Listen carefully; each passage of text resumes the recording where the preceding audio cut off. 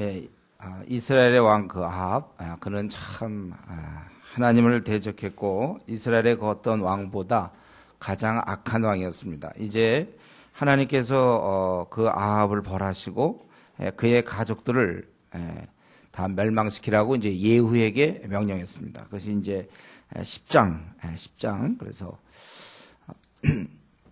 계속해서 9장에서도 예후가 그 이세벨을 그 왕후를 죽였고, 그리고 이제 10장에 보면은 이제 그 아들들을 죽이고, 또 계속해서 그 아합에게 속한 자를 다 진멸하는 내용이 우리 10장의 내용이고, 또 바알을 섬기는 선지자를 죽이는 것, 이것이 우리 주로 10장의 내용입니다.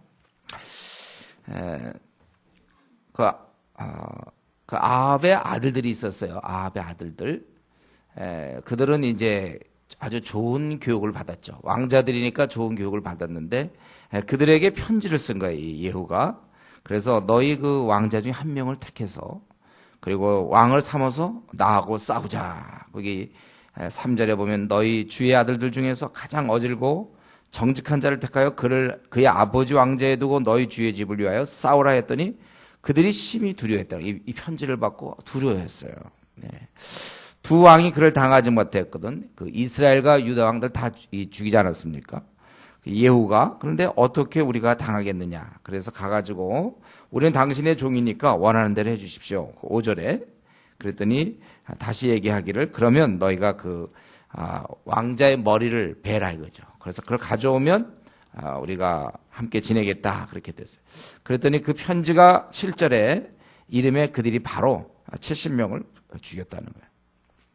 자, 이런 걸 보면은 이런 권력 같은 게 높고 나쁘면 얼마나 무상한가. 왕자의 신분으로 이 전까지만 해도 마음껏 그들은 아주 교만하게 또 힘있게 그렇게 살았을 텐데 한순간에 그냥 죽는 거예요. 이들이 배반한 거죠. 사람은 믿을 게 못 돼요. 배반했어요. 그럴 때 이제 그렇게 하고 나서 예후가 많은 사람들한테 9절에 보면 무백성에게 이르되 너희는 의롭도다. 나는 내 주를 배반하여 죽었거니와 이 여러 사람을 죽인 자는 누구냐. 결국 자기죠. 그러니까 아마 여기서 자기가 이런 일을 했는데 그것은 결국은 내가 하나님 말씀을 이루려고 한 것이다. 10절에.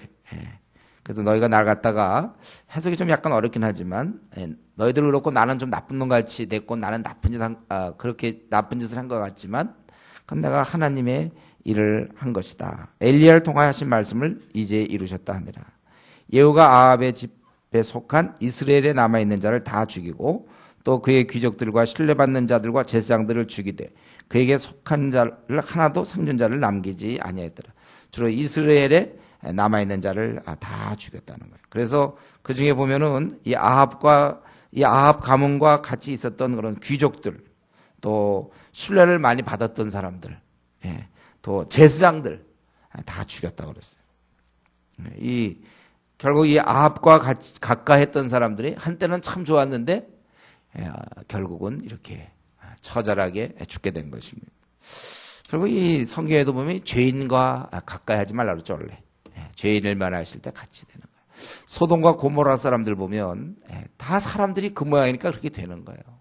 원래 이제 그렇게 돼 있어요. 시간이 지나면 다 비슷해지게 돼 있습니다. 그러니 특별히 우리 이렇게 악한 시대를 사는 우리들 정말 조심해야 되는 거예요. 우리도 어느 순간 우리 정신 안 차리면 같이 되는 거예요. 그러니까 우리가 지금 현재 내가 사귀고 있는 친구들 잘 살펴봐야 됩니다. 우리 친구를 잘 우리가 정리해야 돼요. 바른 친구들을 우리가 만나야 되는 것입니다. 그리고 이제 이 이스라엘 말고 저기 이스라엘은 좀 약간 이스라엘 땅 중에 좀 북쪽에 있죠. 좀 내려오면 이제 사마리아 남으로 내려오게 되죠. 그 사마리아로 가게 됩니다. 거기서 우연히 누굴 만납니까? 유다 왕 아하시아의 형제들을 만난다고 그랬어요. 이미 아하시아는 다 죽었죠. 죽었는데 그 형제들을 또 만났습니다. 그래서 그들이 14절에 보면 42명을 다 죽였습니다. 이 아하시아는 원래 죽어야 돼요. 그런 아합의 딸과 우리 8장에서 8장 26절에 보면 아합의 딸, 나중에 이제 나타나지만 아달랴와 결혼해가지고 그런 아하시아는 아합의 사위였기 때문에 죽어야 되지만 이 형제들은 왜 죽어야 되는지. 그러니까 이 예후가 하나님 명령을 수행하면서 이건 우리가 볼 때 이거는 거기에 해당되는 거 아닌 것 같은데 자기의 그 정치적 세력에 반대되는 바로 유다 쪽에 아주 고위층들을 다 죽인 것이죠. 정치적 이유로 이렇게 죽인 거예요. 그리고 나서 계속해서 이번에 이제 사마리아, 지금 이스라엘에서 그런 일을 했고 그다음에 사마리아에 가서 일을 하게 되는데 거기에 이제 여호나답을 만났다. 그 사람이 아마 그 당시에 좀 힘이 있었던 사람 같은데 그와 함께 가서 16절에 보면은 내가 여호와를 위한 나의 할 신을 보라 하고 자기 병거에 태우고 사마리아에 이르러 거기에 남아있는 아합에게 속한 자들, 뭐 친척이든지 누구든지 그런 자들을 또 다 죽였다는 거예요. 그러니까 지금 우리는 이제 10장을 딱 들어서면서부터 예후가 한 일은 그저 죽이는 거예요. 이스라엘에서 죽이고 사마리아 가는 길에서 죽이고 또 사마리아에 가서도 죽이고 아주 무서운 사람. 가는 곳마다 막 죽여. 70명을 또 죽이도록 하고 또 42명도 죽이고 또 하여튼 그가 가는 곳에는 좀 다 죽이는 거예요. 그리고 나서 또 누굴 죽입니까? 이번에 바알을 섬기는 자, 제사장들을 죽이는데 약간 꾀를 쓰죠. 뭐라고 그러냐면 내가 큰 제사를 드리려고 합니다. 19절에 큰 제사를 내가 바알에 드리고자 하니까 다 와라. 근데 오지 않는 자는 살려주지 않겠다. 내가 아주 바알을 잘 섬기는데 안 섬긴다면 너희들 이런 제사에 빠지면 다 죽이겠다. 이런 식으로. 그러니까 올 수밖에 없죠. 이건 계책을 쓴 것이라고 그랬어요. 그래서 드디어 그게 공포되었고 20절에 그래서 예후가 온 이스라엘의 사람을 두루 보내었더니 다 왔는데 얼마나 많은지 그 당시에 그 우상 숭배하던 하나님 나라의 백성이라고 하면서 이렇게 우상 바알을 섬기는 자가 얼마나 많습니까? 이게 바알의 신당에 들어가면 바알의 신당이 이쪽부터 저쪽까지 가득했다는 거예요. 그리고 예복을 입히고 혹시 잘못할까 봐 23절에 보면 여호와의 종은 하나도 여기 너희 중에 있지 못하게 하라. 혹시 죽일까 봐. 그래놓고 그들이 이제 모여서 다 번제와 다른 제사를 드렸다는 걸 볼 때 확실하게 이들은 바알을 섬기는 자 맞아요. 그래서 예후가 80명을 밖에 두며 이르되 거기 아무리 많은 사람이 있어도 이 사람들이 이제 무기들이 있으니까 그래서 너희들이 다 죽여라. 만약 도망가게 하는 자는 자기 생명으로 그 사람의 생명을 대신하게 하니라. 그래서 그들이 가가지고 칼로서 그들을 다 죽이고 또 바알의 신당에 있는 성으로 가서 그 목상들을 가져다가 불사르고 또 목상을 헐며 바알의 신당을 헐어서 변소를 만들었다. 아주 좀 무시하는, 그렇죠? 변소를 또 그 끝나는 게 아니라 변소를 만들었다. 그래서 예후가 이렇게 아주 일을 많이 했다는 것입니다. 그래서 예후는 좀 이런 개인적 야망이 좀 있는 것 같아요. 그 아하시아 유대의 아하시아 그 왕의 형제들을 다 죽여. 개인적 야망은 있었지만 어쨌든 하나님 말씀대로 철저하게 그 아합 자손을 죽이고 바알 종교를 철저히 무너뜨린 것입니다. 여기까지는 이제 예후가 좀 잘한 부분이고 그 다음에 좀 못한 부분이 나오죠. 그는 바알을 멸했지만 대신 이스라엘에게 범죄한 느바세 아들 여로보암이 처음에 이제 남왕국 유다와 북왕국 이스라엘이 됐을 때 그 초대왕 여로보암이 이스라엘 백성이 그러면 예루살렘으로 원래 1년에 3차례씩 가야 되거든요. 다. 그럼 내려갔다가 거기서 반역을 일으킬 수도 있겠다 해서 막고 그가 베델과 단에 남쪽과 북쪽에 거기에다가 금송아지를 만들어 놓고 이거 섬겨라. 그랬더니 고죄에서는 떠나지 아니했더라. 그러니까 이것은 예후도 똑같은 사람이죠. 자기의 그 권력을 잃을까 봐. 자기가 백성들을 남왕국으로 보냈다가 혹시 반역하거나 자기를 그렇게 할까 봐 아예 자기가 여기서 볼 때 우리는 29절을 볼 때 예후는 하나님을 진심으로 섬긴 사람은 아니에요. 어쩜 이렇게 많이 죽인 게 자기의 결국 정적을 제거한 거라고 볼 수 있죠. 하나님이 일단은 명하신 건 맞고 그런데 여기서는 그 하나님이 어떤 것을 명하시면 지키고 자기 마음에 드는 건 지키고 또 자기가 마음에 들지 않는 거는 이제 안 지키는 사람. 예후라는 사람이에요. 예. 요거는 지금 자기가 싫으니까는 안 지켜. 우리가 신앙생활 할 때도 이렇게 하는 경우 있죠. 내가 내가 좋은 거는 그거는 뭐 열심히 하죠. 왜냐하면 내가 원하는 거니까. 예. 그건 뭐 내가 얼마든지 하니까 뭐 부부간에도 그렇잖아요. 뭐 남편 보고 이거 보라고 말했죠. 아내를 사랑하라고 그러죠. 왜 자꾸 지켜라 사랑하라. 그러니까 자기가 이제 복종하라 이런 거는 좀 딴청하고 이제 자기가 마음에 드는 건 되게 지키고 자기가 예를 들면 복음과 함께 고난 받아라 뭐 이런 거는 아주 안 지켜. 복음을 전파하라 이런 건 안 지켜. 이제 자기에게 필요한 거, 뭐 기도하면 응답받는다 하면 이제 그거 갖고 막 이제 왜 응답 안 줍니까 하면서 이제 막 이러고. 그러니까 자기에게 필요한 거는 하여튼 그런 구절 붙잡고 그냥 어떻게 복 받을까 이런 거는 아주 지키면서 정작 그러지는 못하는 그런 우리 교인 중에 그러한 사람이 있는 것처럼 그 당시 예후는 하나님 말씀은 참 잘 지키는 것처럼 보였어요. 엘리야의 말대로 그렇게 했지만 또 한편으로 요런 게 이제 성경에서 고발하는 것이죠. 바로 그러나 그는 금송아지를 섬기는 죄에서 떨어져. 바알을 없앴으면 금송아지도 없애야죠. 그거 뭡니까? 그러나 이제 이거는 자기의 이익과 부합된. 그러니까 우리 가만 보면요, 사람이 주님을 섬긴다고 하면서도 가만 보면 자기가 마음에 들면 해. 가만 보면 자기 마음에 안 들면요, 아무리 주님이라도 안 하는 거예요. 이제 우리가 이렇게 살면 안 되죠. 그렇죠? 우리는 내가 마음에 들거나 마음에 들지 않거나, 우리가 하나님 말씀이 있으면 우리가 그렇게 하는 거죠. 누구랑 서로 잘 대하는 건 누가 못해. 원수를 사랑하라. 그럼 이제 그런 건 자기 마음에 안 들면 안 되고. 서로 돌아보라 그러면 돌아보긴 그런 거 아주 싫으면 안 돌아보죠. 그건 자기에게 필요한 거. 우리가 이런 면에 있어서 이런 예후에 우리가 후배가 돼서는 안 되는 것이죠. 예후가 갔던 길을 가면 안 되는 거예요. 그러나 이제 우리 하나님께서는 예후에 그런 잘못이 있음에도 불구하고 그가 했던 부분, 바로 이 아합의 집에 했던 부분에 대해서 네가 잘 행하여 내 마음에 있는 대로 아합, 여기 얘기하는 게 아합 집에 다 행하였은즉 내 자손이 이스라엘 왕이여 4대를 지내리라 하시니라. 그러나 예후가 전심으로 이스라엘 하나님 여호와의 법을 지켜 행하지 아니하며 여로보암이 이스라엘에게 범하게 한 그 죄에서 떠나지 아니하였더라. 비록 하나님께서 그 부분을 인정하시고 그래서 4대 동안 할 수 있도록 축복을 하셨지만, 그러나 그 예후는 전심으로 한 것은 아니라는 것입니다. 그렇기 때문에 하나님께서 그 부분은 4대로 축복했지만 그가 전심으로 하나님을 섬기지 아니하므로 32절부터는 흐름상 하나의 벌이라고 볼 수 있죠. 그래서 하사엘이 이스라엘의 모든 영토에서 공격해서, 여기 보면 32절에 하나님 여호와께서 이스라엘에서 땅을 잘라내기 시작했다고 그랬대요. 그 영토들을 축소시켰다는 거예요. 사실 거기에 좀 이스라엘 백성이 살 자격이 없으니까 땅을 축소시킨 겁니다.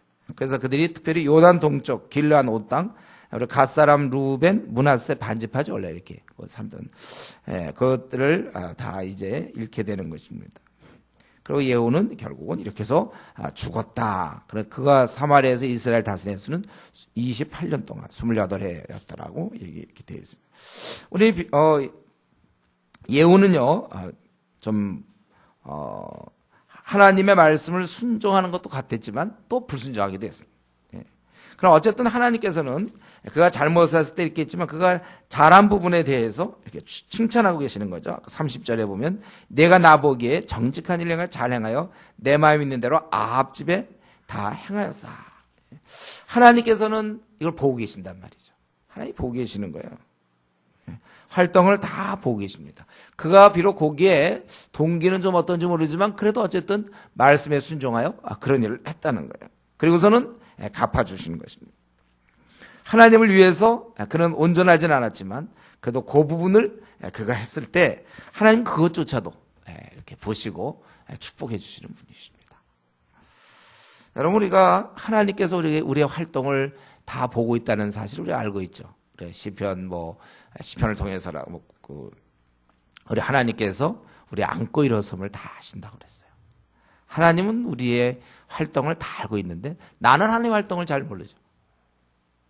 나는 하나님은 나의 모든 거 다 알고 있어요. 우리 무슨 영화 같은 데 보면 그렇잖아요. 무슨 이쪽에서는 다 보고 있는데 저쪽에서는 이제 범죄자들이 이렇게 하는 거, 이쪽에서는 다 보는데 그쪽에서는 이쪽을 못 보고 그런 영화도 있죠. 그런 거 비슷하게. 하나님은 우리의 지금의 오늘 하루 우리가 살았던 모습 다 보고 계시고, 우리의 말과 우리의 행동들, 우리의 것들 다 하나님께서는 보고 계십니다. 그리고 그 행동 중에 내가 하나님을 위해서 일한 것이 있다면 하나님께서 그걸 기뻐하신단 말이에요. 우리도 이 갚으시는 하나님, 내 활동을 다 보고 계신 하나님, 내가 어떻게 좀 하나님을 위해서 살 수 있을까? 하나님을 위해서 우리 뭔가를 해야 돼요. 좀 기쁘게 할 것을 우리가 기쁘게 할 것이 무엇인가? 성경에 보면 너희가 주께서 기뻐하실 것이 무엇인가? 시도해보라. 그렇게 되어 있어요. 기독교 윤리는 고정적인 게 아니라고 그랬죠. 주님이 기뻐하실 것이 무엇인가? 우리가 시도해봐야 되는 것입니다. 그거 보고 계시다가 이제 나중에 우리에게 칭찬하시는 것이죠. 그래서 우리가 이제 꼭 그래야 되는데 착하고 충성된 종. 우리가 참 너 착하고 그리고 참 충성스러웠다. 원래 일꾼의 특징 중에 제일 중요한 게 충성이에요. 한번 작은 직분이라도 하나님이 나에게 주신 거라면 내가 그걸 아주 작지만 남들이 볼 때 그거 우습지만 하나님으로부터 왔기 때문에 아무리 작아도 나는 여기에 모든 거를 바치는 것입니다. 그래서 칭찬이 착하고 충성된 종, 충성스러워. 대충하는 것이 아니고 하나님 맡긴 거기 때문에 충성해야 되는 것입니다. 그리고 이제 11장 아까 이제 이건 읽은 거죠.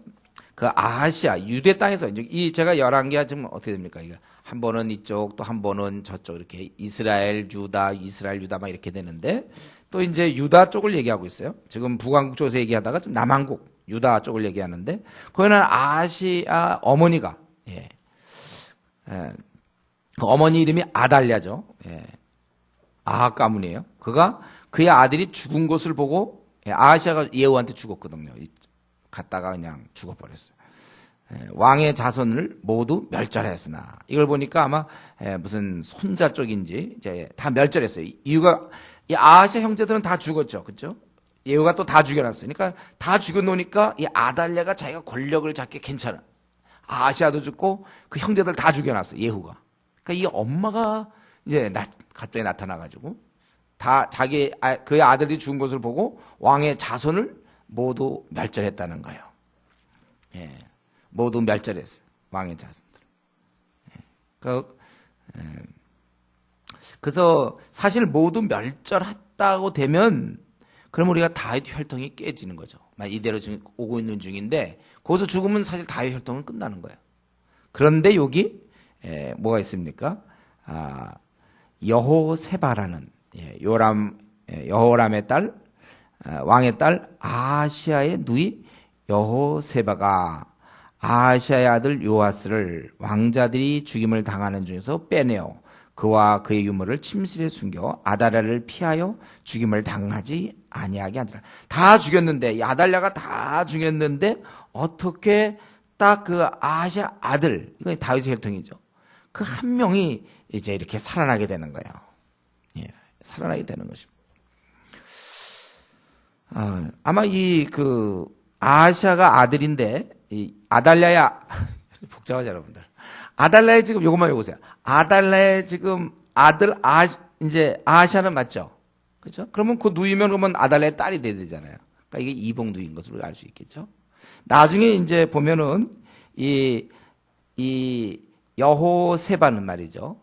여호세바는 우리 아까 본문에 읽은 것처럼 그 여호야다 다시 요아스를 왕으로 세우는 그 제사장 여호야다의 부인이에요. 그것을 우리 역대하 22장 11절에 보면 이 부부가 됩니다. 근데 그 누이 여호세바가 어쨌든 그걸 사전에 알았는지 어땠는지 요아스를 죽음에서 뺀다. 중요한 것 같은데 그 죽음에서 빼왔다 그거예요. 그래서 6년간 숨어 있었어. 바로 여호와의 성전에. 아무나 못 들어가니까, 제사장 외에는 못 들어가니까 거기다 숨겼어. 그래서 그 사이에 이제 아달랴가 나라를 다스렸다. 그래서 7째 해, 그러니까 이 요아스가 7살이 됐겠죠. 7째 해, 그 여호야다가, 이 여호야다는 이제 제사장이죠. 그 여호야다 대제사장인데, 그가 사람을 보내 이제 이를 이제 왕으로 옹립하는 장면입니다. 옹립하는 거예요. 그래서 어떻게 했냐면은 이 여호야다는 사람 아주 굉장히 치밀한 사람이에요. 그래서 아달랴 지금 이 나라를 쥐고 있는 그 여왕을 이제 제거하는 것입니다. 그래서 아달랴를 축출하는 건데 어떤 식으로 했냐면은 아주 주도 면밀하게. 그래서 거기 보니까 여호와다가 사람을 보내 가리 사람의 백부장들과, 가리는 소아시아 쪽의 용병들입니다. 그 당시 이렇게 좀 용병들이 와 있었던 것 같아요. 그들의 백부장들과 호위병의 백부장들을 불러 데리고, 지금 백부장이 원래 저 역대하 쪽을 보면 5백부장이 나와요. 5백부장. 그러니까 100명이나 200명을 거느렸을 테니까 꽤 많은 숫자일 거예요.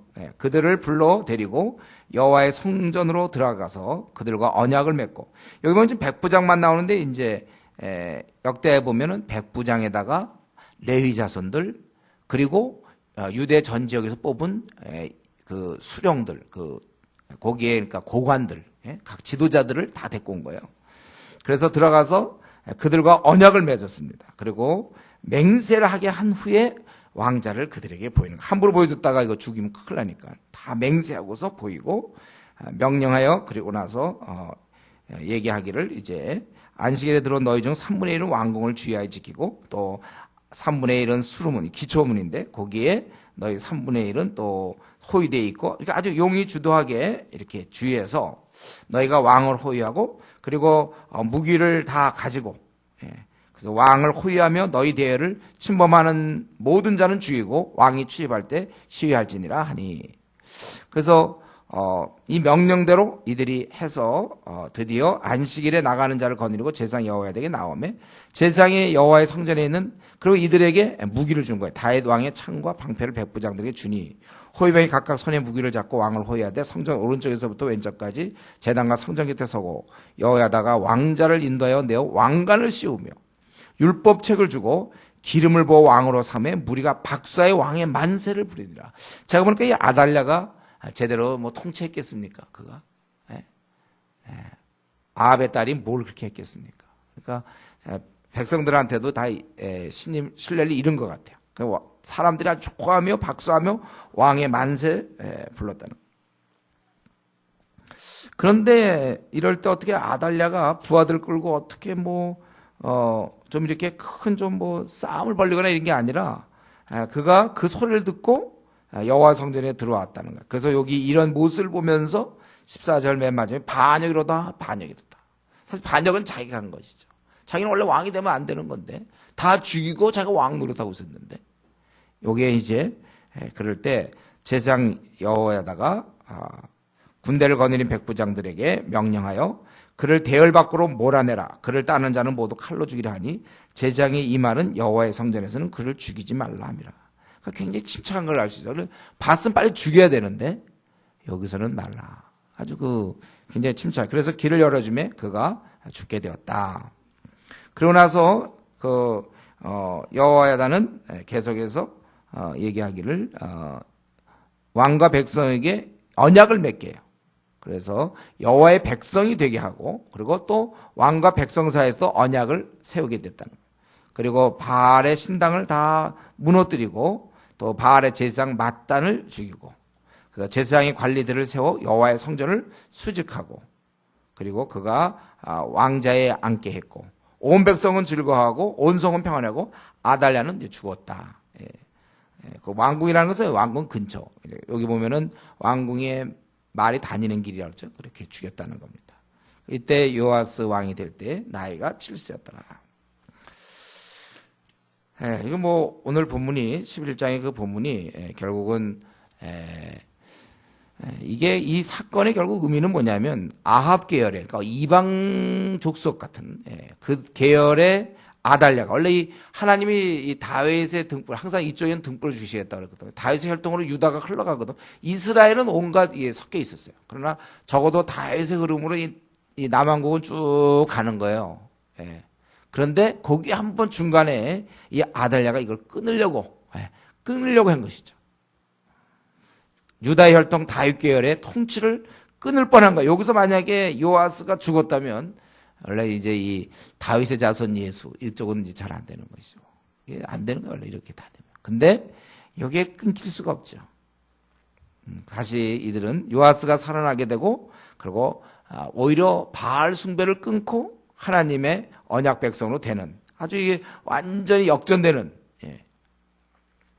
아주 끊길 그런 위기의 순간, 이게 쭉 내려오기가 쉬운 일이 아니에요. 이런 것처럼 아달랴 같은 여자가 나타나서 다 죽이는 순간인데, 그래도 말씀이 그대로 이루어져서 죽지 않는 거예요. 요아스는 죽지 않습니다. 우리는 방금 전에 예후는 어땠습니까? 북왕국에서는 예후는 아합 가족을 다 멸했어요.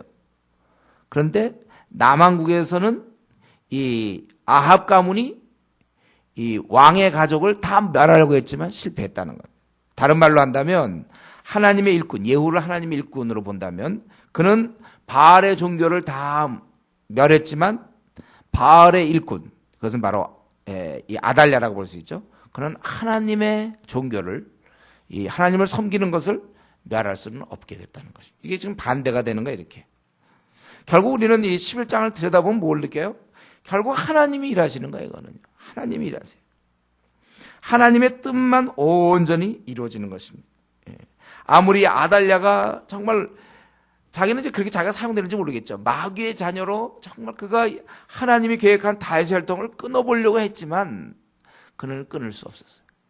그는 안 되는 거예요. 아무리 그거 해도 그건 안 되는 거예요. 하나님께서는 우리는 오늘 이 11장 본문을 보면서 다시 한번 하나님은 일하시는 분이시다. 하나님은 일하시는 거예요. 계획 세우시고 일하시고 지키시는 분이시다. 하나님 뜻만 온전히 이 땅에서 이루어지시는 겁니다.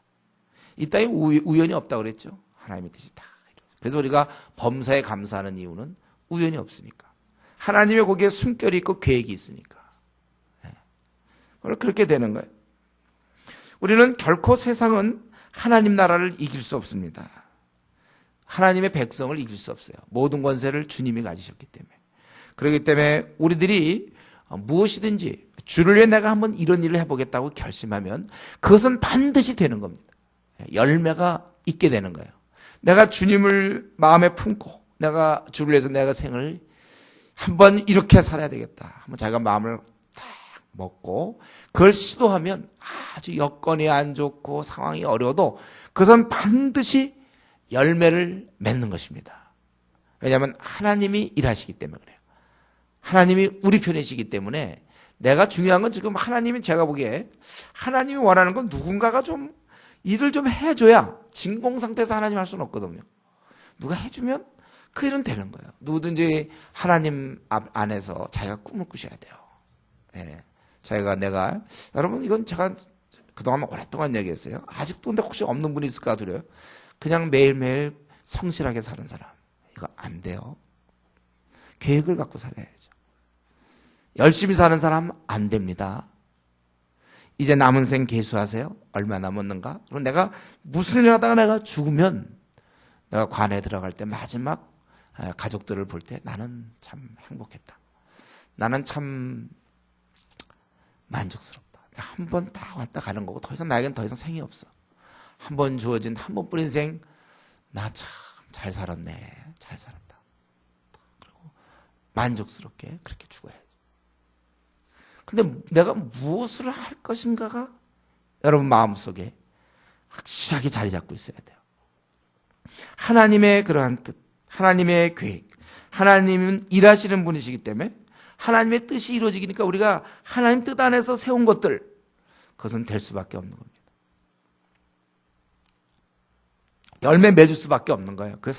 세상에 제가 이걸 우리가 착각하면 안 되죠. 세상에서 알아주는 거 말고 세상에서 알아주는 거냐 안 알아줘 그게 열매가 아니라 내가 하나님 앞에서만이 할 수 있는 어떤 열매. 어떤 분 밖에서 볼 때는 아무 열매가 없는지 몰라요. 우리 바울 같은 경우 그가 죽을 때 아시아의 모든 자가 자기를 다 버렸어요. 실패자입니까? 그건 아니에요. 일시적으로는 그럴 수 있지만 그 복음이 결국은 일시적으로 억눌린 것 같고 진 것 같지만 다시 활활살처럼 타올라서 결국은 세계를 복음화시키는 것이고 근데 그렇게 꿈을 갖고 있는 사람이 중요하다는 것이죠. 이 사건 결국 아달랴는 해봤지만 예후는 해서 그쪽에 바알 군대를 다 바알을 무찔렀지만 쉽게 얘기하면 아달랴는 자기도 왕으로서 여왕으로서 이쪽을 다 하나님의 이 백성들을 다 자기 나름대로 무찔러 보았지만 결국은 순간적으로 이긴 것 같지만 그는 졌고 예후는 확실히 이겼고 하나님의 뜻만 쓰고 하나님만이 역사의 주인공으로 홀로 남는 거예요. 우리가 이 사실을 기억할 때 우리가 힘이 생기는 거예요. 여러분이 지금 주님을 위해서 일하는 일 있죠? 꽉 막혔습니까? 엎친 데 덮칠 격으로 꽉 막혀 있고 뚫리지 않습니까? 이게 근데 주님이 기뻐하는 거라면 우리는 계속해서 밀고 나갈 수 있어요. 승리할 것이다. 우리 승리하리. 맞아. 승리하는 거예요, 우리가.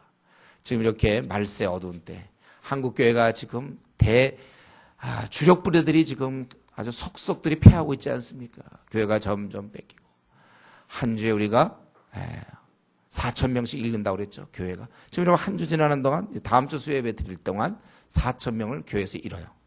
교인들을 빼앗기고 있습니다. 욕 먹고 있고 이럴 때 그러나 우리가 이 뜻을 정한 사람들에 의해서 다시 일어날 수 있어요. 여러분이어야 됩니다. 하나님 우리 편이실 때 지는 게 말이 됩니까? 어떻게 우리가 그렇게 힘없이 살 수가 있습니까? 안 된다는 거지만 아달랴는 안 된다 이거예요. 그러니까 뭐 반역이라도 외쳐봐야 안 되는 거예요, 이런 거. 반역은 자기가 했죠. 안 되는 거예요. 하나님의 일은 다 되는 것입니다. 우리는 이 일을 위해서 특별히 주목해야 될, 이 일을 위해서 사용된 그 여호야다와 그리고 그의 부인 누구요? 아까 얘기했던 아하시아의 누이 여호세바. 이 부부를 우리가 좀 주목했으면 좋겠어요. 이 일을 위해서 하나님이 사용한 자는 어떤 사람? 우리는 하나님이 사용하는 사람들은 어떤가를 볼 수 있습니다. 그러니까 여호세바, 여호야다. 아까 물론 예후도 하나님께서 사용은 됐죠. 근데 그건 좀 이상해, 그 예후는. 사용은 된 것 같은데 좀 찜찜하지 않습니까? 자기와 이익이 맞아지는 부분에서는 잘 사용된 것 같은데. 근데 막상 자기 문제가 닥쳤을 땐 자기가 챙기는 이런 유의 우리가 일꾼은 우리가 보는 데 할 수 없겠죠. 근데 이번에 그 나오는 그 여호야다. 이 모든 일을 이루어서 결국은 요아스를 왕으로 앉힌 여호야다. 그리고 그의 부인 여세바. 그는 이 아내는 왕자를 그 위험한 순간에서 그를 어떻게 하든지 구했고, 그리고 남편은 왕자를 왕으로 세우는. 부부가 잘 노는 거죠. 하나는 구하고 하나는 세우고. 특히 여호야다 같은 경우는 그 다음에 이제 어떻게 보면은 11장은 거의 여호야다의 이야기라고도 볼 수 있지 않습니까? 그 4절부터 시작해서 7제의 여호야다가 쭉 어떻게 했다. 그는 이 일이 될 수 있도록 하나님께서 주신 이 지혜 이걸 다 사용하여 아주 지혜롭게 신중하게 주도 면밀하게 일을 만들었다는 거예요. 그를 확실히 왕으로 세울 것이 확실하다면 그는 그런 면에 있어서 치밀하게 모든 지혜를 다해서 그렇게 했다는 거예요. 우리 이걸 오늘 이 시간 다시 배워야 돼요. 우리 주님의 일이면은 주님이 알아서 하시겠지. 좀 대충 하려는 경향이 있어요. 주님 왠지 그게 믿음 같아. 그러니까 믿음과 광신을 항상 우리는 잘 구분해야 된다고 그랬어요. 왠지 그런 건 좀 내가 너무 열심히 하면 그건 약간 믿음이 없는 것처럼 보이기도 해. 대책 없이 뭔가 좀 그러니까 이게 참 설명하기가 어려워요, 여러분들. 이건 참 바둑 같은 거 있잖아요. 구단이 지금 18급한테 놓고 있잖아요. 설명하려면 왜 그땐 이렇게 되니 요건 또 왜 안 잡아먹습니까? 그건 안 잡아먹고 먹어야 되는 거야. 그때마다 이게 참 상황에 따라서 그게 많이 다른 거예요. 요럴 땐 그건 살려줘야지. 그러니까 그걸 어떻게 무슨 수로 그걸 외우게 시키겠습니까? 그냥 이건 이제 터득이 돼야 돼. 터득. 어떻게 살아야 돼? 터득해야 돼. 우리 꼬맹이들이 말이죠. 이렇게 물어보는 게 많잖아요. 별별 거 막. 그게 이제 물론 걔가 이제 커나가나. 별별 거 생각지도 못하고 많이 물어봐요. 근데 이제 그런 게 다 지나고 나면 그거 어떤 건 너무 당연한 것도 물어보고 구분이 안 되니까. 참 구분이 안 돼. 얼마 전에도 우리 외국에서 온 우리 어떤 이제 목사님 만났는데 외국에서 쭉 영어하고 와갖고 이제 애가 지금 초등학교 들어가나 그러는데 전화를 넣은 거야. 아빠한테 물어보는 거야. 구분이 안 돼. 그래서 그 공부와 숙제의 차이점 뭡니까? 걔가 생각할 때 그게 그거 같고 공부 같기도 하고 숙제도. 하고 그걸 또 이제 막 설명을 하고 그러는데, 그거 이제 우리가 살면서 이렇게 터득하는 게 많잖아요. 이 믿음 신앙도 그래요. 결국 이게 이제 우리가 자꾸 신앙이 자라가면 따라 이게 구분이 돼야 된단 말이에요. 이게 믿음인지 이게 광신인지. 그러면 아브라함이 갈 바를 알지 못하고 간 건 그건 뭐예요? 그건 광신인가? 그건 광신이 아니, 그게 진짜 믿음이거든요. 그럼 우리도 그러면 정말 갈 바를 알지 못하고 그냥 막 사는 거가 그럼 그게 믿음이. 그건 광신이야, 그런 거는. 이게 좀 힘들어요, 이거. 근데 우리가 이거 잘 알아야 돼요. 하나님이 주신 지혜의 범위 내에서 우리가 이걸 잘 해야 되는 거. 이게 믿음이라니까요. 처음에 저도 이런 게 구분이 안 돼갖고, 내가 약을 먹는 거, 몸이 아플 때 약을 먹는 거, 약간 이건 믿음이 아닌 것 같아요. 하나님이 고쳐줄 때 왜 내가 약을 먹어야 돼요? 밥은 왜 먹습니까? 하나님이 다 살려주실 텐데. 좀 구분이 잘 안 돼. 우리 이런 면에 있어서 좀, 특별히 앞날 문제도 말이죠. 결혼 문제를 앞두고, 과연 내가 이 형제를 내가 만나는가 안 만나는가. 이 자매와 내가 좀 만나야 되나 안 만나야 되는가. 내가 주 안에서 내가 만나야 될 때가 있는데. 하나님이 책임져 주시겠지. 좀 좋은 형제 나타났는데 안 만나. 책임져 주실 거야. 그럼 어떡하라면 하나님 보고. 그래서 좋은 형제 줬는데 안 만나버리면. 근데 또 이걸 만나면 안 되는데 만난다. 자매도 마찬가지죠. 취직 문제도 마찬가지죠. 하여튼 매사에 있어서 여러분들이 어떤 건 유학 가는 문제도 가야 되는 건지 어떤 땐 가는 게 믿음이고 어떤 땐 안 가는 게 믿음이에요. 제가 사도행전에서 얘기했잖아요. 네가 들어가면 바울이 들어가면 이제 아가보가 나타나서 너 결박당할 것이다 예루살렘에. 그러니까 다 모든 사람은 들어가지 않는 게 하나님 뜻이라고 생각했죠. 바울은 그러니까 들어가야 된다 그랬어요. 바울은 들어가는 게 하나님 뜻이야. 이게 벌써 이 관점의 차이죠. 이러면서 여러분들이 다 풀어가야 돼요. 그러니까 같은 사안이라도 이렇게 이게 믿음이 되고 같은 사안이라도 이럴 때 믿음이 된단 말이에요. 반대같이 보이는데 그걸 우리가 속히 분간할 수 있어야 돼요. 내 앞날에 대해서 내가 이걸 어떻게 되나 이런 문제들을 잘 분간하셔야 돼요. 하늘의 지혜 이게 필요합니다. 그러니까 결국 우리가 하나님 말씀을 부지런히 공부할 수밖에 없어요. 말씀을 자꾸 공부해서 저를 아는 지식에서 자라가라. 정말 이 말씀 이제 우리가 다음 주면 공부하겠죠. 베드로서 3장 거기 맨 마지막에 나오는 베드로가 왜냐면 하도 헤맸으니까 그걸 알아야지. 베드로가 주의 뜻을 뭐 알아야지. 어떤 때 마귀 소리도 또 그랬잖아요. 주님한테. 그러니까 이게 정신 차려가지고. 그리고 베드로서가 얼마나 어렵습니까? 베드로 전소서 우리 지금 공부하는 중이잖아요. 그러니까 저를 아는 지식에서 자라가라. 근데 이런 구절이 베드로 후서에 있는지조차도 모르고 있으니까. 그러니까 알아야 이렇게 저를 아는 지식에서 자라가야 되는구나. 신앙은. 애당초 이것조차도 모르니까 신앙이 어떻게 자라는지를 몰라. 그래서 어떻게 보면 참 안타까운 거죠. 참 안타까워 한국 교회를 생각하면. 근데 우리 여호야다는 이 하나님을 의지했기 때문에 이런 계획을 세우는 것이죠. 그래서 먼저 이 일을 할 수 있는 사람들을 동원해요.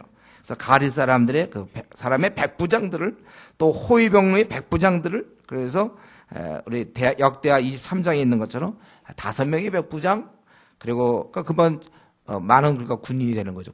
그리고 레위 사람들, 전국 유다에서 데려온 유다의 족장들, 그리고 그들을 맹세시킨 후에 보여주고, 그리고 그들에게 구체적으로 그 다음에 우리가 이런 일 세우자 이게 아니라 어떻게 해야 될지를 구체적으로 그 청사진을 가지고 제시하고, 그 다음에 그 일을 할 수 있도록 창과 방패를 10절에 보면 그 여호와의 성전에 있어요. 그러니까 이 대제사니까 잘 알았겠죠.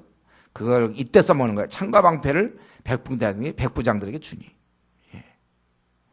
그리고 그가 왕관을 씌우고 율법책을 기름 부어 왕으로 아예 세우고, 그리고 그 백성들과 18절에 보면 17절에 보면 언약을 세우게 하나님과의 언약을 세우고 또 바알에 이것을 다 하고 이 특별히 여호야다를 보니까 어떠서 이런 인물이 숨어 있었는지 몰라요. 그 어두운 때 이미 그 앞에 있는 아하시아가 그랬고 그 부인 아달랴 계속해서 바알 종교가 득세하고 깜깜할 때 그도 이렇게 아주 신중하고 명석한 인물이 있었다는 거예요. 그가 있었기 때문에 다윗 혈통이 이어지는 거예요. 그는 용감했어요. 하나님의 뜻에 철저히 순종했죠. 그래서 당장 그 아달랴를 봤으면 흥분할 거 아닙니까? 그거와 지금 싸우고 왕후니까, 아니 그가 여왕이니까 그가 나타나서 그걸 이걸 흥분할 수 있지만 여기는 성전, 거룩한 곳, 죽일 수 없다. 아무리 상황이 급해도 원칙대로 하나님의 기뻐하시는 방식대로 이 정도는 넘어갈 수 있지 않습니까? 상황이 아니죠. 이 상황은 우리 예수님의 그 시험에서 나타났죠. 40일을 굶었는데 떡 좀 해먹는다고 말, 돌덩이 떡 먹는다. 그걸 하나님이 뭐라 하실까? 해서 맛있게 먹는다? 아니에요. 아무리 40일을 못 먹었어도 상황이 아무리 그래도 하나님이 기뻐하지 않는 건 죽을지언정 안 하는 거죠. 왜 타협합니까? 이런 상황은 어쩔 수가 없다. 아내랑 싸우는 이유는 왜요? 야근했거든. 늦게 들어와서 지금 회사에서 너무 피곤해서 새벽 2시 왔는데 이 아내가 말이지 나한테 신경질 나게 했기 때문에 내가 싸운 거다. 나는 너무 지금 한 달째 야근 중이야. 그렇기 때문에 내가 지금 성경 공부 예습 안 하는 건 당연한 거야. 기도 생활 어떻게 하니? 아무리 한 달 야근해도 기도 생활 할 것이며 성경을 연구할 것이고 전도할 것이고 아내랑 싸우지 말 것이고 그래야지. 우리가 이 상황에 따라 목사님 지금 내 상황이 어떤지 아세요? 40일 굶어도 떡 안 해먹으신 주님을 좀 본받으세요. 상황이 아무리 그래도 한번 뜻을 정하면 흔들리면 안 되는 거예요. 뭐 그래야 그렇게 그래야 무슨 일이 있는 거죠. 상황 따라 흔들리기 시작하면요. 우리는 평생 있잖아요. 지금 이렇게 하던 사람이 50살 돼도 마찬가지예요. 똑같아. 그때 기도 생활 또 50살 여러분이 지금 여기 보니까 한 50, 한 60 됐을 때도 환갑 잔치할 때도 똑같을지 몰라요. 그때 이제 혹시 회사 한다니까 한 50이라 합시다. 50대 똑같아. 나 바빠갖고 예수 못 해왔습니다. 이제 지금 얘기하는 사람 그때가 똑같은 얘기할 거니까요. 50대부터 더 바쁘죠. 회사 일이. 뭐 30대 그러던 사람이 50. 그러니까 우리 3살 벌어 80까지 간다는 게 그거랑 연결될지도 모르겠어요. 예수 안 오는 사람도 꾸준히 예수 안 오는 이유가 밤낮 상황 얘기하니까. 그럼 뭐 상황 좋은 사람만 그러면 성경 공부하고 그냥 너무 막 로또 당첨돼갖고 할 거 하나도 없고 막 이런 사람만 기도합니까? 시간이 남아서. 그럼 누가 기도할 사람? 우리나라에서 그럼 그런 기도할 사람이 한 달에 한 명씩 나오겠네요. 그럼 뭐 우리 바쁜 중에 기도하는 것이죠. 바쁜 중에 성경 보고 바쁜 중에 전도하는 거죠. 그럼 뭐 우리가 뭐 백수라 그러면 뭐 합니까? 그렇게 신앙생활하면 안 되는 거예요. 우리가 이런 면에 있어서 참 우리가 정말 철저하게 이 하나님 앞에서 한번 뜻을 정하면 그렇게 가는 거예요. 저는 이런 면에서 여호야다라는 이 인물이 참 새롭게 느껴져요.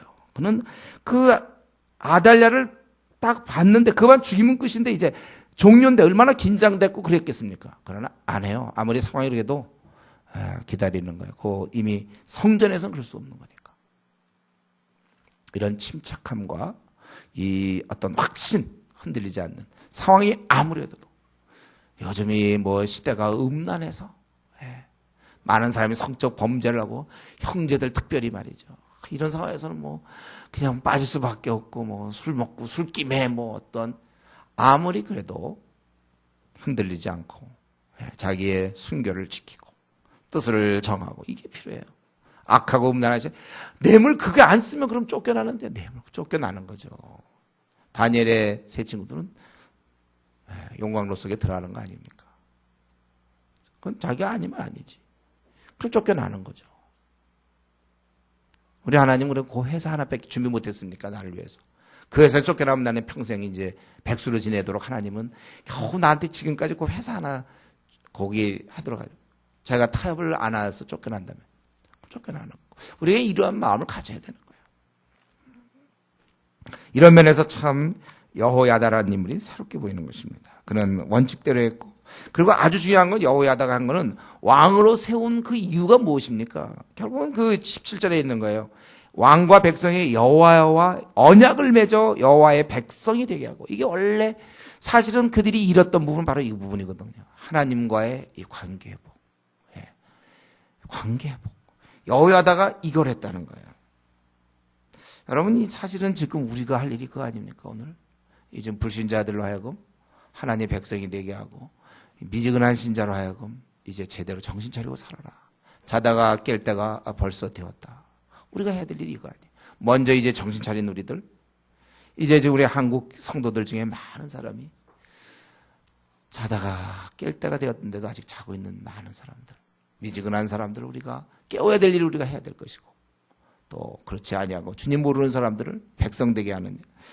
바로 이들은 원래 하나님 나라의 백성이었지만 바알의 백성처럼 살았던 그들을 이제 돌려서 다시 이렇게 했던. 사실 요아스를 왕으로 만드는 이유도 그거예요. 그에 의해서 통치가 이루어져서 신앙생활을 제대로 하도록. 여러분, 우리가 오늘 이 여호야다의 이 모습 보면서 우리가 주의 일을 이제 할 때도 내가 조장일도 좋고 어떤 중국의 팀장도 좋고, 믿음으로 막 나가는 게 아니라 팀장으로 가면 공안이 기다리니까 공안을 어떻게 피하며 음식은 어떻게 먹고 잠자리는 어떻게, 우리가 하여튼 주님의 일을 할 때 또 여러분의 생에 남은 몇십 년을 계획 세울 때 치밀하게 우리가 하나님 주신 지혜의 범위 내에서 다 하셔야 됩니다. 어떻게 하면 나를 더 100%, 120% 써먹을 수 있을까? 그렇게 계획을 세우셔야 되는 것입니다.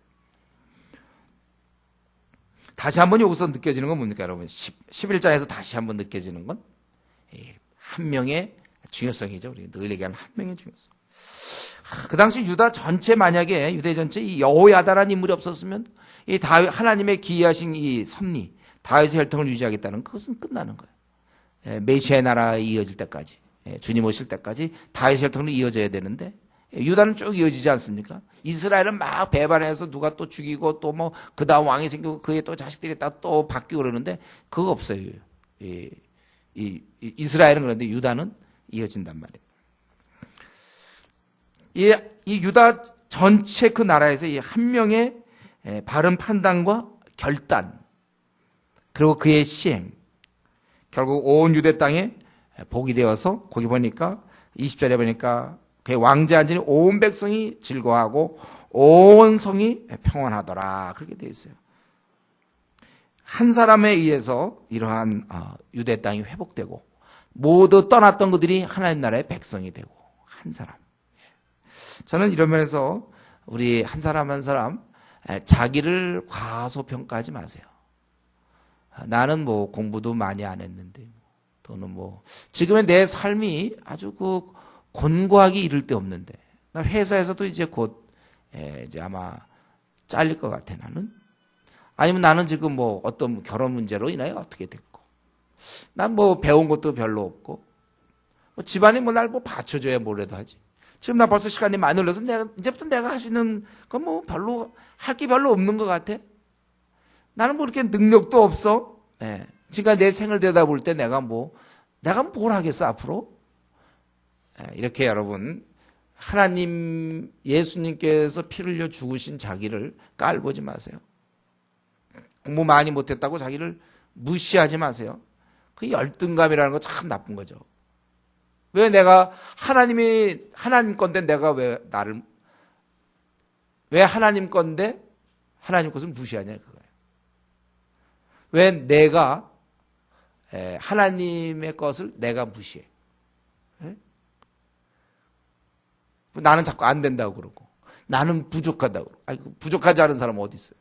다 부족하지. 그런 얘기 하지 말라고 그랬어요. 제가 자신의 부족함은 얘기하지 말라고 그랬어요. 그럼 다 아니까. 그러나 성령의 힘이 있다니까요. 우리끼리 차이 나봐야 그저 1에서 100 정도 차이고, 성령은 천억, 그게 큰 힘이란 말이에요. 성령님이 함께 하시냐 아니냐가 중요하지. 그저 우리끼리 나는 학벌과 집안과 외모와 능력과 언어와 이런 거, 직장과 집과 이런 얘기는 우리 하지 말자.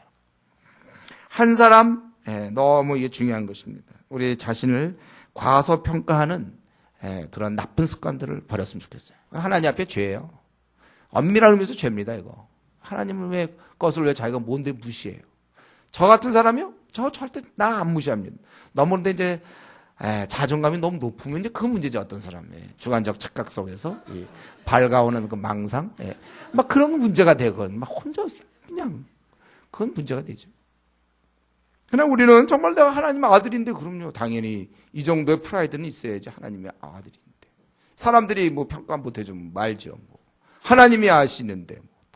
뭐. 딱 그런 생각을 가지고 누가 좀 뭐라 그러면 이거 좀 뭐라고 소리도 듣고 그러는 거죠. 뭐. 좀 뭐 그러면 안 될 게 뭐 있어요.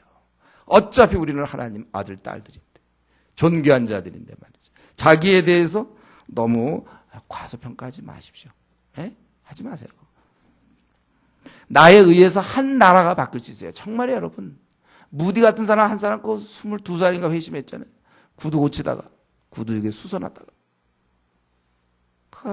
전 미국을 살렸어요, 사실은. 조지 밀러 같은 사람 뭐 21살 때 회심했죠. 그애 뭐 했습니까? 도둑질하고 그러던 사람 아니에요. 그러나 그가 배운 것도 진짜 없어요, 그 사람. 무디도 진짜 무식하잖아요. 조지 밀러도 진짜 무식했어요. 그러나 그들에 의해서 한 나라가 시대가 바뀌는 거예요, 시대가. 여러분, 나에 의해서 한 시대가 바뀔 수 있다는 거, 움직일 수 있다는 거. 목사님 나이 들고 병 들고 저는 저거 그렇게 생각하지 마세요. 한 시대가 움직이는 거예요. 우리 지금 한국교회에 그런 인물이 필요하고 지금 세계에 그런 인물이 필요한 건데 바로 왜 내가 안 된다는 생각을 아예 미리 확신하고 있습니까? 보통 때 확신도 없던 사람들이 꼭 자기는 안 될 거는 아주 그 강한 확신은 또 왜 그 순간에 갖고 있는지 모르겠어요. 이게 지금 기도 생활 없는 거예요, 내가 보기에. 기도하면 그렇게 안 돼. 그렇게 되기가 힘들어요, 기도 생활하면. 우리 기도 생활해야 돼요. 그리고 이제 마지막으로 우리 12장에 보면 이제 그러면 이 요시아가 어떻게 했는가? 그 12장의 내용입니다. 요시아가 아주 정직히 했는데 크게 두 가지가 나오죠. 그래서 요시아는 크게 두 가지를 했어요. 하나는 성전을 수리했다. 그리고 또 한 가지는 그러니까 16절까지 성전을 수리한 장면이고 17절에서는 뒷부분은 이제 그 돈을 준 얘기. 그 적들이 쳐들어왔을 때 그거 줬다. 그거 두 가지가 지금 여기 요아스가 했던 모습입니다. 자, 거기 보니까 이거에 대한 왜 이렇게 그는 한쪽에서 막 성전을 열심히 수리하고 그 당시엔 이 하나님이 거하시는 곳이었으니까 그거를 솔로몬처럼 말이죠. 열심히 그걸 아마 내가 보기에 그 아달랴가 한 일이 그거 같아요. 막 성전 부시고 막 이런 거 한 것 같은데. 그거를 잘 다듬었는가. 그가 왜 그렇게 하다가 또 그 다음에 보면은 17절에 보면 아람왕 하살이 올라와서 쳐들어왔을 때 그는 부지런히 고기 능목 이런 것들을 다 빼서 주었느냐. 이런 차이, 이런 걸 우리가 볼 수 있는데 보면은 이렇게 되어 있죠. 그가 제7년에 요아스가 왕이 되어 예루살렘에서 40년간 통치했다. 그런데 요아스는 제사장 여호야다가 그를 교훈하는 모든 날 동안은 여호와 보시기 정직히 행하였으되 다만 산당은 제하지 못했다. 근데 거기 보면 교훈하는 모든 날 동안에는 여호와 보시기에 정직히 행했다. 이 말은 그가 이제 여호야다가 교훈하지 않을 때는 그러지 못했다는 게 깔려 있어요. 그거는 우리 역대하를 읽어보면 자세히 나오죠. 그가 죽은 다음부터는 여호야다가 죽은 다음부터는 그가 역대하 24장에 보면은 이제 그 방백들의 말을 듣고 아세라 목상과 우상을 섬기게 돼요. 기껏 그가 잘 나가다가 여호야다가 죽으니까 그 다음에는 이제 우상 숭배를 하고 선지자들이 해서 그거에 대해서 경고하니까 그걸 죽여요. 그런 이제 요아스인데요. 그가 이제 요아스가 잘했던 건 뭡니까? 4절부터 이렇게 보니까 제사장들에게 이르되 여호와의 성전에 거룩하게 하여 드리는 모든 은 곧 사람이 통용하는 은이나 각 사람의 몸값으로 드리는 은이나 자원하여 여호와의 성전에 드리는 모든 은을 그걸 가지고 제사장들이 각각 아는 자에게서 받아들여 그러니까 좀 관계되는 사람들 그들이 이제 아는 사람들한테 이들이 갖고 온 거를 갖다가 아는 사람들이 다 받아들여서 성전에 어느 곳이든지 파손된 것을 보면 그것으로 수리하라 했다는 거예요. 그러니까 제사장들에게 이 일을 맡겨봤어요. 그런데 그때 제사장들은 별로 열심히 없어요. 열심히 없어요.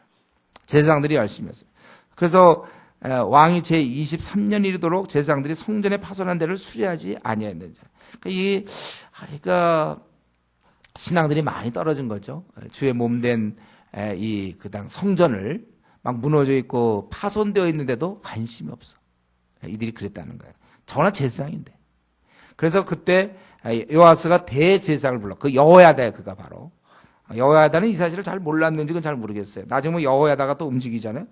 그 9절에 보면 이제 제사장 여호야다가 이제 대제사장이었으니까 이제 하게 되는데 왜 이렇게 하느냐? 요아스 왕이 이제 그 제사장들을 여호야다와 제사장들을 불러 이르되 너희가 어찌하여 성전의 파손된을 수리하지 아니하였느냐? 이제부터 너희가 아는 사람에게 은을 받지 말라 이거예요. 이제는 그러면 너희들이 하지도 못할 건 받지 말고 그들의 성전을 파손한 데를 위하여 드리게 하라. 그래서 제사장들이 어떻습니까? 다시는 백성에서 은을 받지도 아니하고 성전 파손한 걸 수리하지도 아니하기로 동의했다. 저희들은 이제 그 손 떼는 거고, 그럼 어떻게 되는가? 이들이 돈을 이제 제사장 여호야다, 이 대제사장이 어떻게 생각했냐면, 한 괴를 가져다가 그것의 뚜껑에 구멍을 뚫어 여호와의 전문 어기 오른쪽 곧 제단 옆에 두매 여호와의 성전에 가져오는 모든 은을 다 그 문을 지키는 제사장들이 그 괴에 넣었다는 거예요. 그래서 그것이 많으면 왕의 서기와 이제는 대제사장이 올라와서 여호와의 성전에 있는 대로 그 은을 계산하여 봉하고 그런 것을 달아본 은을 일하는 자 곧 여호와의 성전을 맡은 자의 손에 넘기면 그들은 또 여호와의 성전을 수리하는 목수와 건축하는 자들에게 주고 또 미장이와 석수에게 주고 또 여호와의 성전 파손한 데를 수리할 제목과 다듬은 돌을 사게 하며 그 성전을 수리할 모든 물건을 위하여 쓰게 하였으되 여호와의 성전에 드린 그 은으로 그 성전의 은대접이나 불집게나 주반이나 나팔이나 아무 금그릇이나 은그릇을 만들지 아니하고 그 성전에 그 기구를 만드는 데 쓰진 않았다는 거예요. 그 은 가지고 그 무너진 데를 다시 이제 재건했다는 것이죠. 그래서 그것을 여호와의 전을 수리하게 하였다. 그래서 15절에 보면 그 은을 받아 일꾼에게 주는 사람들과 회개하지 아니하였으니 이는 그들이 성실을 하였습니다. 속건제의 은과 속죄제의 은은 여호와의 성전에 드리지 아니하고 제사장에 돌렸더라. 제사장의 몫이니까 그거 돌렸다. 그래서 이거는 뭐냐면 이 왕의 열심이 아주 특심하다는 거죠. 성전의 아주 황폐한 부분을 고치는데 제사장들보다 오히려 이 왕의 영성이 뛰어나요. 그는 이걸 고치려고 했단 말이에요. 제사장들은 안 고쳐. 관심도 없어요. 참, 이런 사람들이 제사장. 예. 이래. 그러니까 왕이, 그러니까 자기가 하는 거죠. 예. 참, 이게 왕이 어릴 때 아마 그런, 성전에서 자랐다는 게 이 유대 땅으로 볼 땐 굉장히 큰 축복이죠. 예. 그 어린 때 신앙을 갖고. 그래서, 이를 다 이렇게 직접 맡겼다는 것입니다. 여기까지는 참 좋은 거죠. 그리고 특별히 15절에 보면 그들이 성실하게 회개하지 않을 정도로 제가 늘 얘기하지만 성실하지 않은 사람은 사회에서도 쓸 데가 없지만 교회에서도 쓸 데가 없어요. 능력이 없는 사람은 사회에서는 쓸 데 없지만 교회에서는 관계없어요. 우리는 능력이 부족해도 얼마든지 주의 일을 할 수 있어요.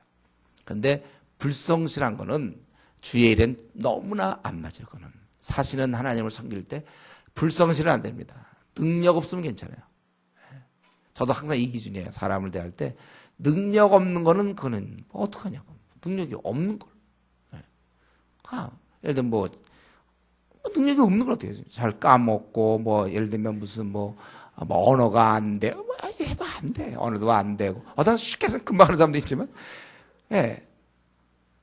그럴 수 있단 말이에요. 운동도 못할 수 있고, 하여튼 일 같은 거 잘 못할 수 있지만, 그건 어떻게 해서, 그건 우리의 그게 한계인데, 그러나 성실한 건 본인이 하냐, 아냐에 따른 거거든요. 게으른 자는 안 되는 거예요. 게으른 자는 안 돼. 사회에서는 게으른 자는 물론 안 되고, 능력 없는 자는 물론 안 됩니다, 사회는. 아주 능력만 요구하는 게 사회 아닙니까?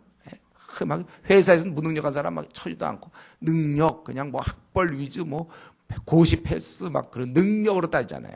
상처 많이 받아요. 그러나 교회는 능력이 아니죠. 교회는 성실이에요. 암만 능력이 있으면 뭐예요? 5개국 능통한 무슨 박사학위 2개 이상 소지자예요.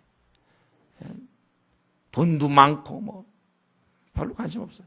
성실한가? 원래 주님의 일은 성실한 사람들이 하는 거예요. 성실한 게 중요한 거예요.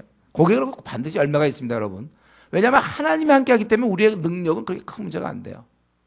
하나님 앞에 기도하니까 참 열심히 기도하고 매달리면 거기에 열매가 항상 있는 거예요. 그런 사람이 좋아요, 저는 사실은. 이렇게 머리 잘 굴리고 이런 사람들. 그런 사람들이 머리 굴리면서 아주 불성실하게 하는 경우가 많거든. 예, 우직하게 자기가 이렇게 참 깨달은 대로 하는데 능력이 없는 사람. 제가 지난날에 이 캠퍼스에서 운동할 때 보면 참 보면 정말 내가 봐도 쟤 앞으로 어떻게 먹고 살까 그렇게 걱정하는 애들 많았어요. 예, 참 내가 보기에 쟤 어떡할래나. 근데 그런 사람들이 열매가 참 많아요, 오히려. 참 내가 놀라운 것 같아요. 하나님이 책임져 주시더라고요.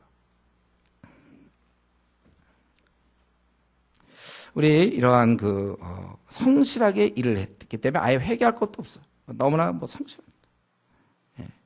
그래서 요게 지금 우리 요시아에 대해서는 두 가지가 기록되는데, 하나는 그가 이런 아주 재상을 뛰어넘는 그런 영성을 가진 것과, 또 한 가지는 좀 다른 모습인데, 아람왕 하사엘이 올라와서 가드라는 것은 블레셋의 아주 거점 도시죠. 거기를 점령하고 예루살렘 향하여 올라오고자 한번 돌아서 어떻게 해서 이렇게 올라왔는지 모르겠어요. 그럴 때 그가 올라왔을 때 그는 뭐였습니까? 구발해드린 그의 유다왕 그의 조상들 유다왕 여호사밧과 여호람과 아하시아 구별해드린 모든 성물과 자기가 구별해드린 성물과 여호와 성전 곡간과 왕궁에 있는 금을 다 가져다가 아람왕 하사엘에게 보내었더니 하사엘이 예루살렘에 떠나갔더라. 그리고 요아스의 남은 사적이 이제 다 기록됐고, 그리고 그 신복들이 근데 반역하여 실라로 내려가는 길가에 밀로 궁에서 그를 죽였다고 그랬어요. 그가 선지자도 죽이고, 그가 정말 이제 나중 보면은요, 이 죽기 전에 보면 많은 나쁜 일을 하기 때문에 결국 죽는 거예요. 그래서 그 아들이 그러나 그 아들이 대신해서 왕이 되었다고 그랬어요. 그는 성전의 성물과 금을 취해서 이방 그 왕에게 주어서 전쟁의 위기를 넘긴 것입니다. 그리고 신복들의 배반당해서 죽은 거예요.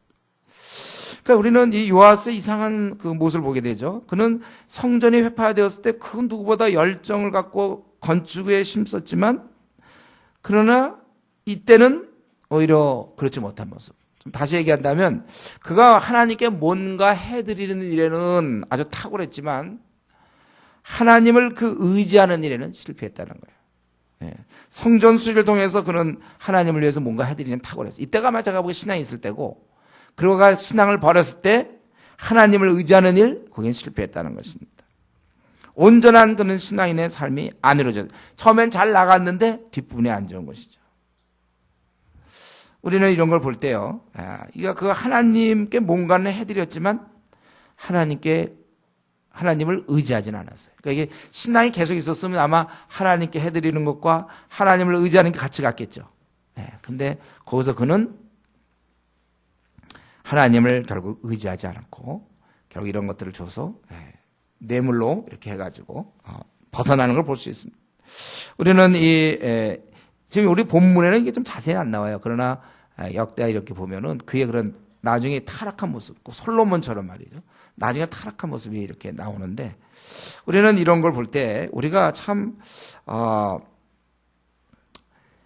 신앙이라는 것이 참 꾸준히 유지한다는 게 참 이게 어려운 것이다. 그래서 하나님께 늘 해드리며 하나님을 항상 의지하면서 또 하나님께 항상 하나님을 위해서 일하는 거, 이 두 가지, 이게 쉬운 일이 아니라는 거예요.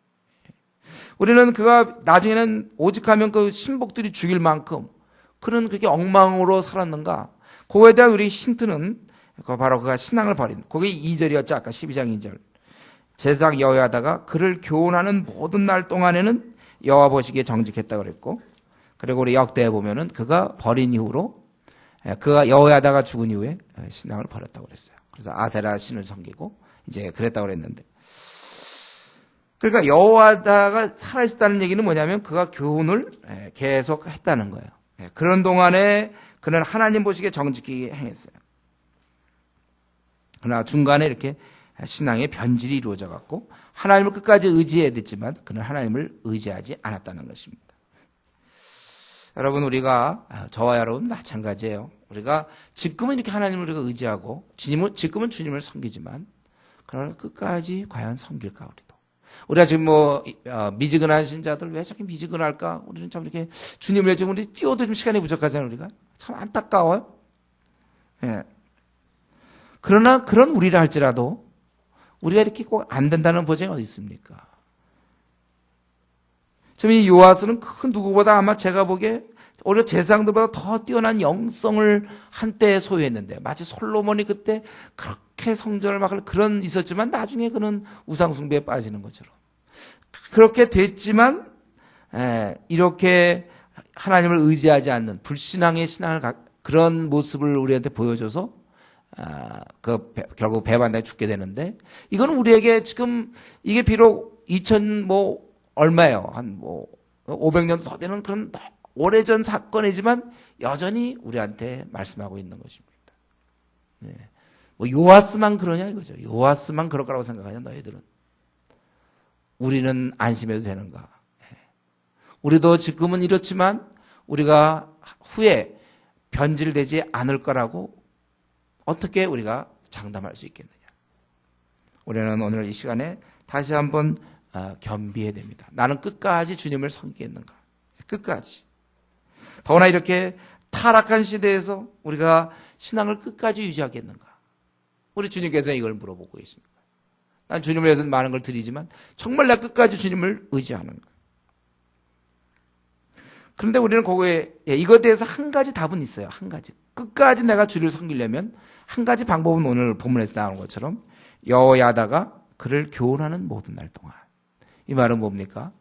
끝까지 우리가 신앙을 버리지 않을 수 있는 단 한 가지 그 방법이 있다면 말씀을 우리가 붙잡고 있는 동안, 우리가 말씀과 함께 가는 삶을 살고 있는 동안, 내가 꾸준히 말씀을 보고 내가 말씀에 순종하는 삶을 사는 날 동안 우리는 넘어지지 않는다는 것이죠.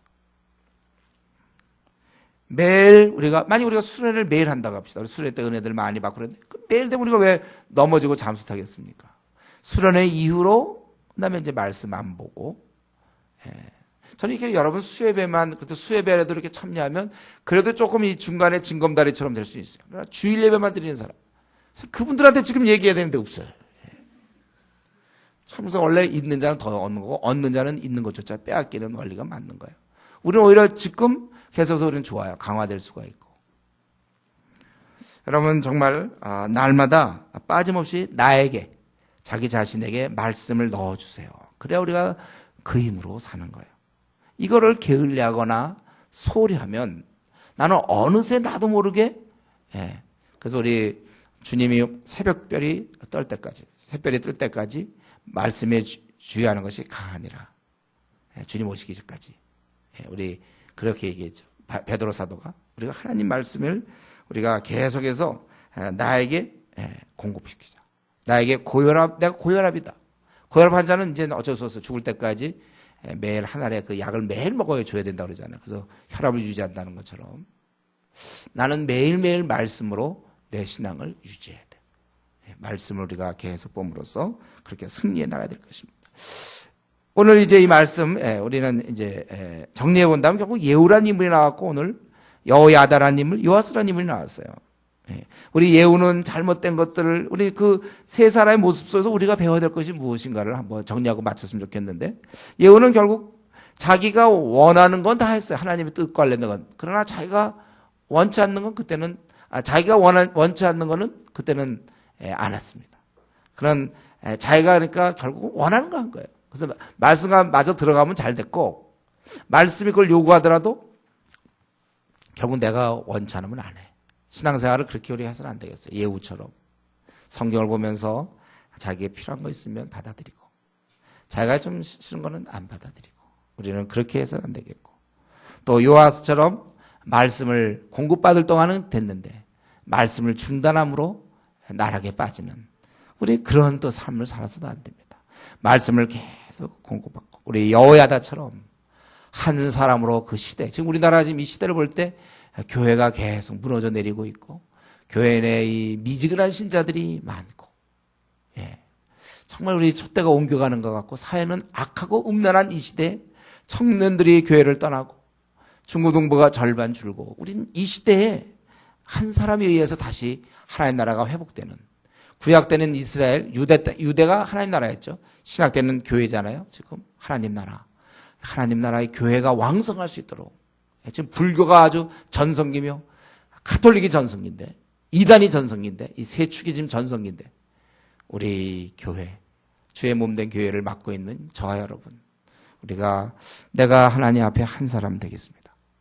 네, 한 사람에 의해서 역사는 바뀔 수 있어요. 나를 과소평가하지 않고 지금부터라도 내가 준비해서 한번 그렇게 살겠습니다. 그렇게 결단하는 이 시간이 되길 바랍니다. 같이 기도합시다. 이 시간 좀 기도할 때 오늘 말씀 생각하면서 같이 기도하겠습니다.